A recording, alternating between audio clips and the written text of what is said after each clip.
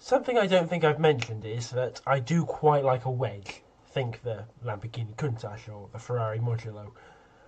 The Alfa Romeo Carabo here was probably one of the earliest examples of this whole wedge design movement of the early 70s and late 60s.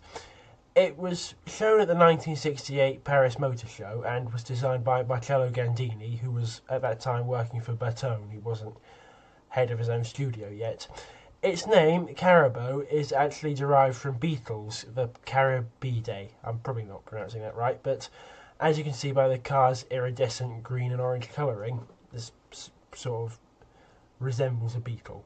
At least that's what I thought they were going for. In reality, it does not resemble a beetle whatsoever. It was designed in only 10 weeks and it featured fiberglass bodywork, which was fairly common for sports cars at the time. There wasn't really any use of carbon fibre at that point. Now, it was never intended for production, but like most concepts that I really love, it was completely functional. Everything worked. So it wasn't a mock-up or anything. Interior, lights, proper engine performance, everything worked. Now, it showcased various unique features as well as styling, like having scissor doors, which, whilst relatively common on supercars now, they were completely radical for the time. Again, this was before the Countach, and it probably influenced the Countach in that regard as well as the whole wedge thing. Now, the car was built on the chassis of an Alfa Romeo 33 Stradale, and features, in terms of performance, a mid-mounted 2-litre V8 engine, which doesn't sound like much, but then again, it is a very light car, it's very low slung, and again, for those days, really quite impressive.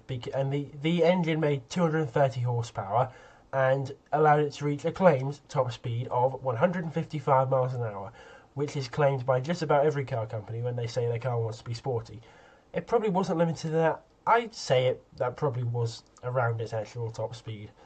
I mean, it seems reasonable. It just so happens that nowadays all BMW with the M3s and the Mercedes with the C63s and everyone, they just claim the... Or no, it's not a claimed top speed, they limit their top speeds to 155. But yes, the 155 for the Carabo, that's probably its actual top speed.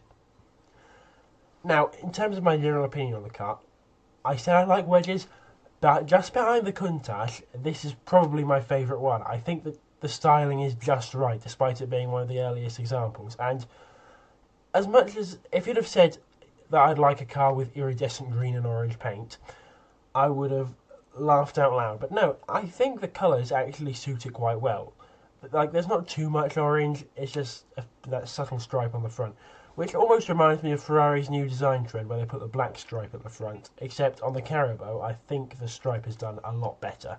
But yes, here's another concept car that you might have forgot, the Alfa Romeo Carabo.